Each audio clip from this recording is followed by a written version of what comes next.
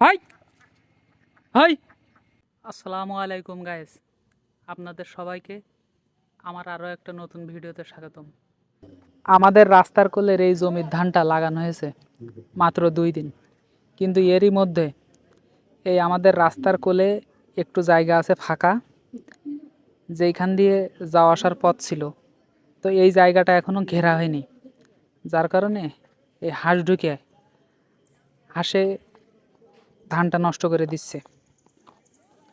তো এর জন্য বাড়িতে অল্প একটু জাল ছিল, সেই জালটা নিয়ে আসে এই যে এইখানটা ঘিরে দিলাম।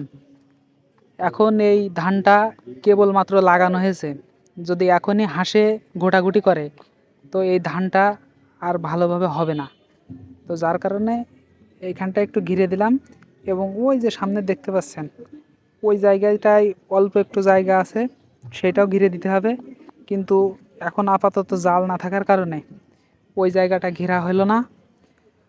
তো কালকে ইনশাল্লাহ বাজার থেকে জাল কিনে নিয়ে এসে ওই জায়গাটাও ঘিরে দেবো। তো ভিডিওটি যদি ভালো লাগে অবশ্যই একটি লাইক দিবেন এবং চ্যানেলটি সাবস্ক্রাইব করে দিবেন। আসসালামু আলাইকুম, ধন্যবাদ সবাইকে।